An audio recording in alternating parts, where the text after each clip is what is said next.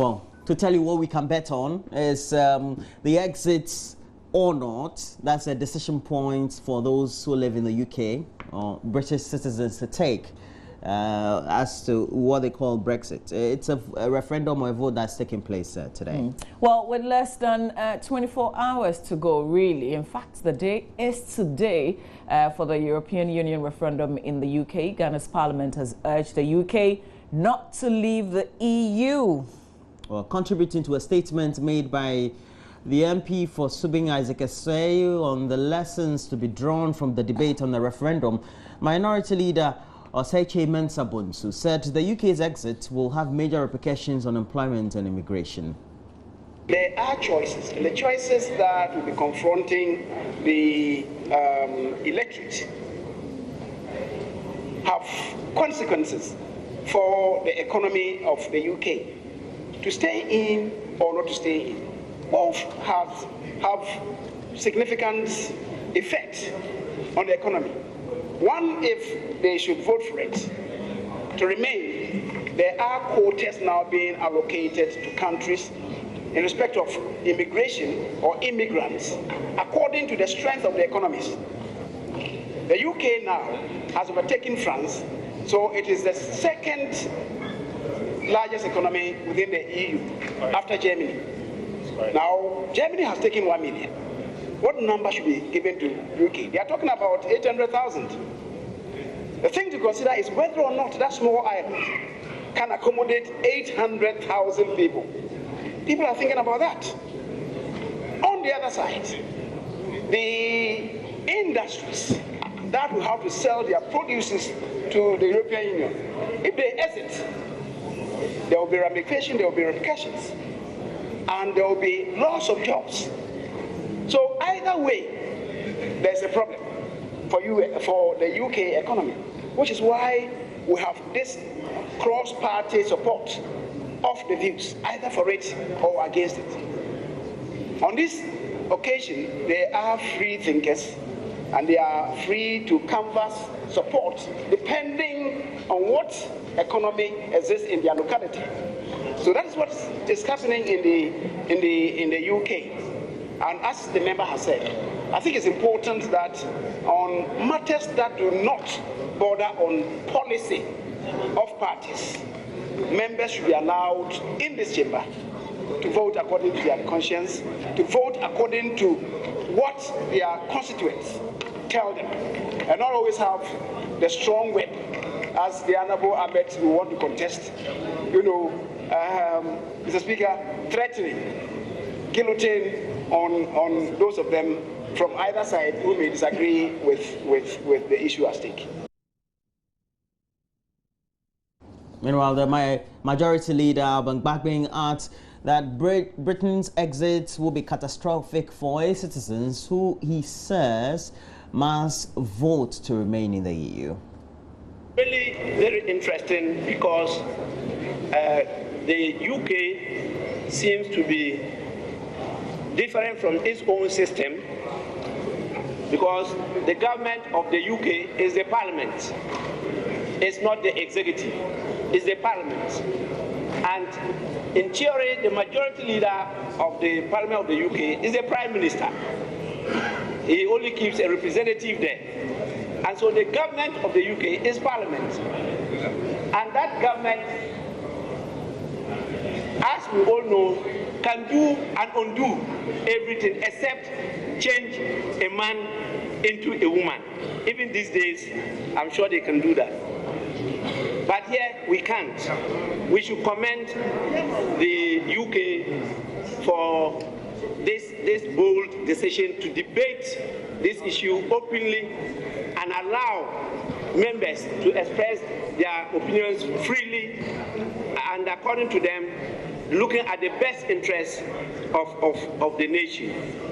That is quite good, and I believe that we could adopt that aspect, and on such key issues allow the House, allow the parties and Ghanaians to have open, unbiased debate and come to a decision that will be in the best interest of the nation. So I thank the maker of the statement, and I encourage Britain.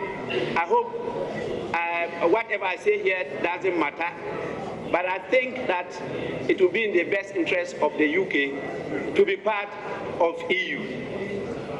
Britain should not exit. That is the Brexit. Britain should not exit from the EU. It will benefit them better if they stayed with the EU. Thank you very much, Mr. Speaker. And the MP for Subing, on the other hand, asked the leadership of the various political parties with representation in Parliament to take a cue from the way the UK government has handled the debate and reduce pressure on their whips to allow a lot more members to freely state their opinions on matters bordering on national interests rather than more of party interest. 100 Conservative MPs have chosen not to support David Cameron's Remain campaign, including the leader of the House of Commons, Chris Grayling, the Justice Minister, Michael Gove, and former Conservative leader, Ian Duncan Smith. Mr. Speaker, can you imagine Honorable Alban Bagbin, the leader of this August House, taking a public stance on a major issue contrary to that of the President? We do not have that practice or culture in this country. I would suggest that on matters of major public interest or with serious implications for Ghana, perhaps all parties should relax their whips and permit members to freely state their positions on the basis of their conscience or beliefs. Secondly, Mr. Speaker, it is refreshing. Order. Mr. Speaker, secondly, it is refreshing to see such cross-party support on both sides in the UK referendum. Sometimes we in Ghana often do this, but we should deepen it and bring along our supporters by the force of our arguments.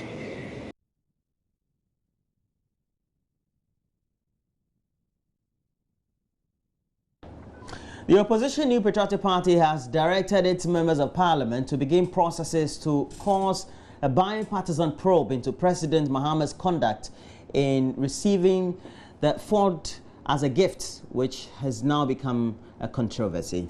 2 petitions have already been filed asking the Commission for Human Rights and Administrative Justice to investigate the president for accepting the Ford Expedition vehicle from a Burkinabe contractor because they believe it contravenes the 1992 Constitution. But at a news conference Wednesday, acting chairman of the NPP said a parliamentary probe conducted publicly will settle the matter once and for all. What we know as a fact is that Manasseh Azuri came back from Burkina Faso with a confession extracted from Mr. Kanozoe, an international contractor based in Ouagadougou, Burkina Faso.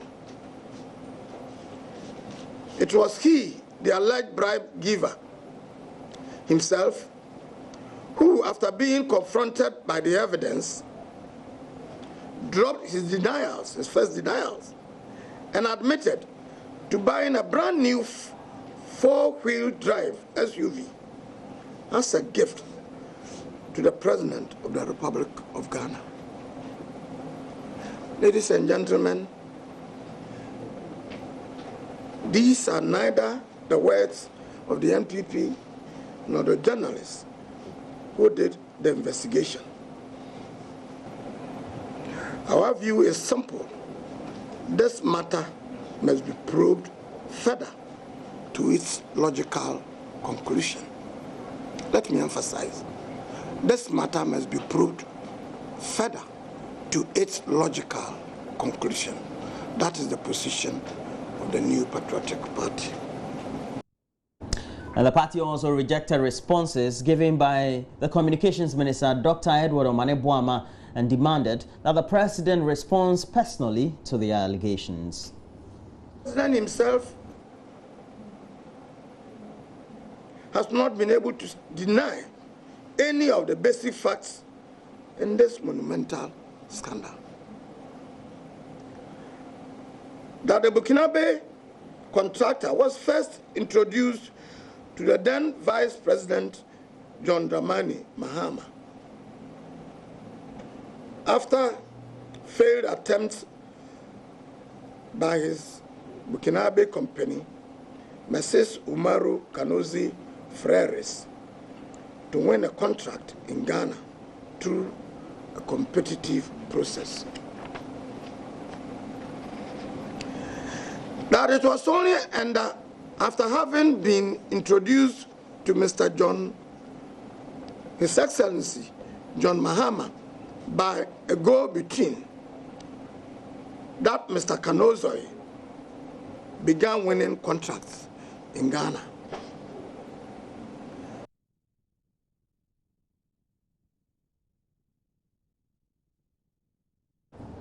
Well, it may seem the president has, in a way, responded to all these allegations as is described as baseless and politically motivated allegations. He may be corrupt.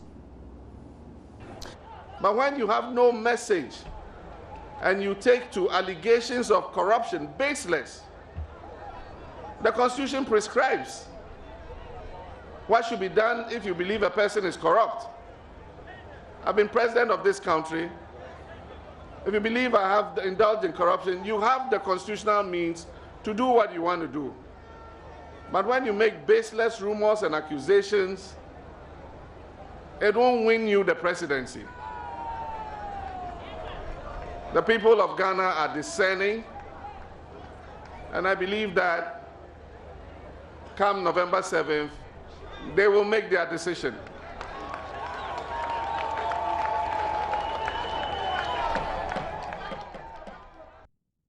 Well, he was speaking in Ashaiman as he continued or restarted his accounting to the people tour. Flag bearer of the New Patriotic Party, Nana Addo Dankwa Akufo-Addo, has also adored a two-pronged policy agenda which is focusing on strengthening the Ghanaian economy and also creating a lot more jobs. Addressing residents of the Weja-Gbawe constituency in Ga East, Nana Addo accused President Mahama and the NDC of casting doubts over his policy and vision for Ghana. He demanded that the public should disregard comments that suggest the NPP cannot execute its campaign promises.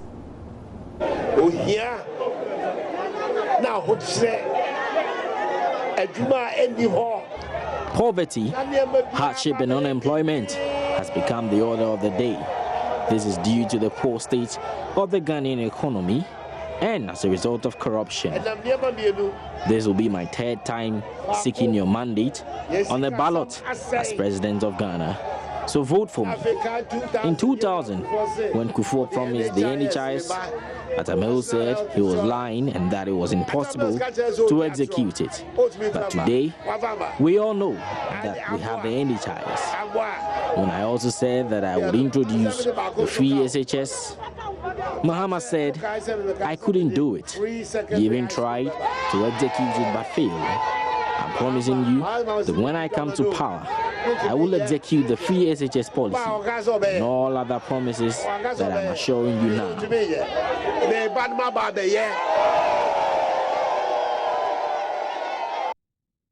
Well, away from politics, the long-standing protests of persons living with disabilities for equal opportunities at work have effectively borne some successes, at least in one hotel in Ghana's capital, Accra. The hotel has engaged a number of deaf workers to assist in the cooking and serving of dishes to meet the growing demand of their customers. They also play key roles for the success of the company. Mahmoud Mohammed Nuruddin filed this report. These workers are average employees at the Paloma Hotel in Accra, but they are living with physical disabilities. They are deaf, but skilled enough to prepare special dishes for customers. We are all human beings, and as you are well educated, we can employ you. We don't care who you are. It all bounds back to communication. We do communicate with them on WhatsApp, writing, and also sign. Paloma has employed a lot of them. There were 6 in Noma, 3 ladies They've all got married, and one passed away some years back. The employer is not the only one profiting from their services. Felix Clegg is 40 years old. He became a destitute roaming the streets of Accra when his previous employers severed their contracts with him for alleged misconduct. But now he has a job to keep his family afloat. My life was good. But work, fish, you work fish, work, tema, okay, fishing harbor, okay. Okay, with white people, okay, helping them in their house. They pay me, they left, sit at home for a long time, okay, long time, okay. Then I was thinking how to get work. My family put me Teshi, my family home Teshi, they put me there. Okay, that's my home. My life at Teshi, problems, no work. I was doing fish at Tamahawa before they give me money. Then I got the money, I started looking for work. And at Accra, working, I got work. My wife, I got married first. Got to a time, problems, then they asked me to go at my workplace. Then I keep on looking for work. And then I got to work here at Paloma.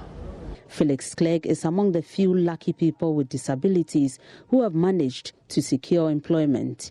According to statistics from the Ghana National Association of the Deaf, only 5% of deaf people in the country are employed in both public and private sector. The challenge that is perhaps scaring most employers is the need to employ an interpreter to facilitate communication at the workplace, which adds additional cost to their budget. But how can this group of persons cater for their families if they are not employed? There are suggestions employers who engage the services of people with disabilities should be entitled to some reduction of taxes as an incentive to them. This, according to some human rights activists, may encourage institutions to consider engaging their services. Mahmoud Mohammed Nuruddin's report for Joy News. And that'll be it for the news. As always, you want to get interactive, please make sure you touch base with our Facebook page, Joy News on TV, and a WhatsApp platform we have. 056800,000 has the means by which you can give us a lot more of those messages. When we come back, we will do the newspapers right here on the AM show. Please do stay.